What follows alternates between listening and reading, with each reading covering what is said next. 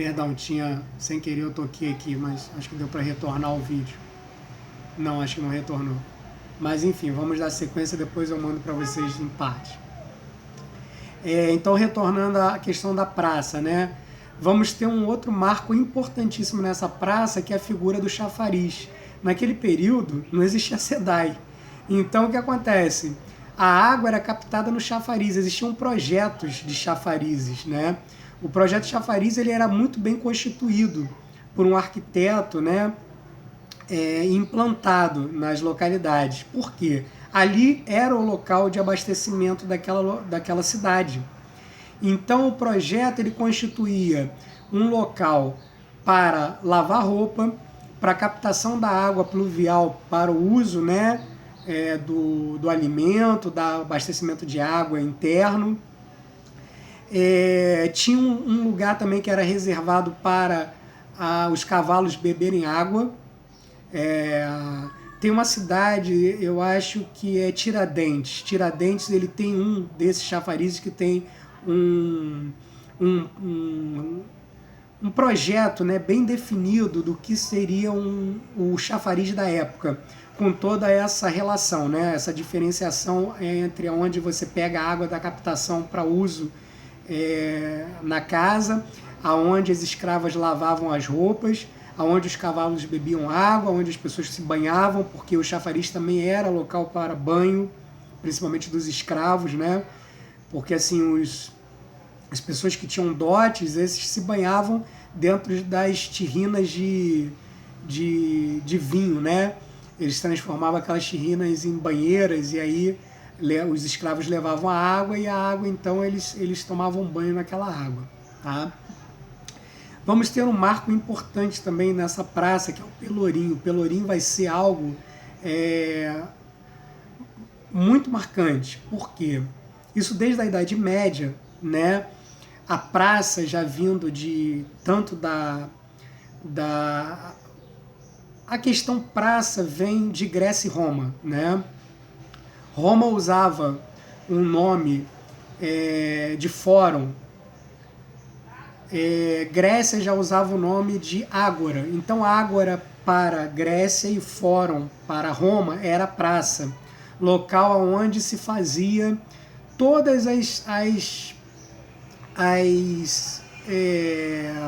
reuniões públicas, né? E ali também era local considerado o fórum romano, né? Que é a grande praça, considerado o local eleito para as decisões daquela cidade. Então, por que o Pelourinho vai estar ali? Assim como a Cidade Média matou, né, a Igreja Católica principalmente, condenou tantas pessoas, muitas mulheres foram queimadas em praça pública, né, muitos dos revolucionários da época foram guilhotinados, né, perderam as suas cabeças em praça pública. A figura do Pelourinho nada mais vai ser do que o quê? Um tronco aonde os escravos vão ser presos e ali eles vão ser chicoteados em praça pública para que os outros escravos pudessem ver que se fugisse da linha, ali seriam presos e seriam chicoteados. Então, na Praça Tiradentes vai estar também um marco importante que é o Pelourinho. Além disso, vamos ter as igrejas, né? Na Praça Tiradentes também, se não me engano, constitui uma igreja, que aí configura o complexo edificado do período, né? Então a praça, remetendo à ideia, né, do grande foro romano, e ao redor os elementos importantes, né, que vão constituir essa grande praça chamada lá em Ouro Preto de Praça Tiradentes. Ouro Preto mergulha no ciclo, né, do ouro e vai estar exatamente envolvido aí, nesse período, a terceira fase da arte e da arquitetura. Antônio Francisco Lisboa. Esse foi uma das figuras mais marcantes e importantes também de Ouro Preto. Vulgo conhecido como Aleijadinho, né? Ele foi escultor e entalhador. Isso vai ter uma grande importância, principalmente na questão interna da obra edificada. né? Eu posso explicar para vocês também depois com calma, mandar algum material para que vocês entendam o que é a talha, o que é o retábulo. O retábulo é o ornamento que vai estar ao fundo do altar. Só que essas igrejas, as igrejas barrocas e rococós, elas vão ter na sua constituição algo importante nessa talha e nesse retábulo, tá? Que não é só o que a gente chama de retábulo mor, é o retábulo que fica ao fundo da igreja, onde o padre professa a missa, né? Mas a maioria dessas igrejas tem retábulos laterais também. É importante vocês observarem isso. E vai estar dentro dos moldes barroco e rococó. A diferença entre um e outro eu vou explicar para vocês num outro vídeo, porque é um pouquinho, né, extenso também. Não tão extenso, mas é um pouquinho... Mas voltando, Aleijadinho nasce em 1758 e falece em 1814. Então observe que ele vai falecer exatamente lá no século XVIII, né? Período que...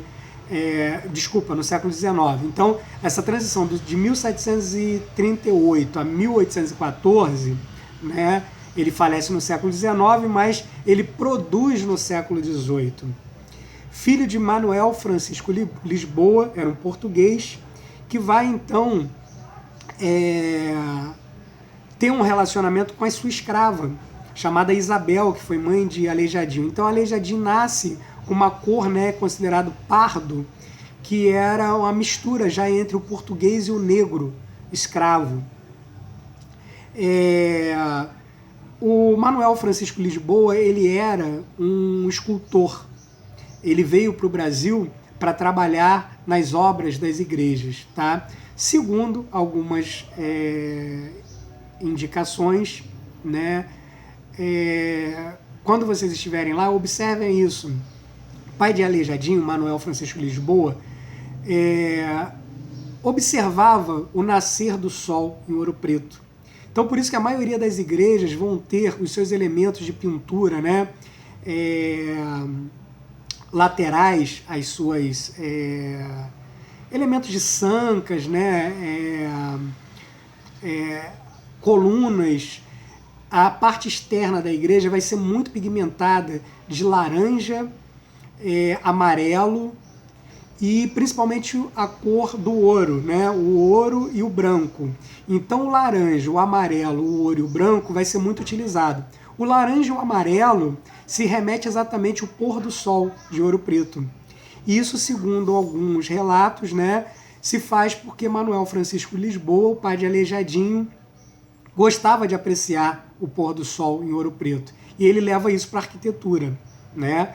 Aleijadinho, então, vai adquirir ali os conhecimentos do pai e vai começar a fazer o entalhe, e algumas dessas igrejas já vão fazer parte do seu repertório escultórico, ok? Então é isso, gente. Depois eu tento gravar mais um pouquinho algumas outras coisas para vocês, tá? Desculpe a correria, mas faz parte. Agora eu vou deixar também um pouquinho a obrigação na mão da Karen, porque quem escreveu muito sobre Ouro Preto, né, foi o William Bittar. E o livro que o William autografou, eu comprei 3 livros e pedi o William para autografar os 3. Um ele autografou em nome da Luciana, um ele autografou em meu nome e outro em nome da Karen. Esse livro está com a Karen. É exatamente o que fala sobre arquitetura religiosa. Então, Karen, você também pode fazer aí um breve estudo, se você quiser, sobre como você está fazendo interiores, né? Eu acho que é bem legal você conhecer sobre as manifestações das fases do barroco, né, e do rococó, a diferença entre eles e principalmente a questão das fases, a primeira, segunda, terceira e quarta fase do retábulo, que são os ornamentos da talha, tá bom? Isso é bem importante vocês conhecerem. Aí depois eu falo um pouquinho sobre o barroco e o rococó. Um beijo, um abraço aí para vocês. Tchau, gente.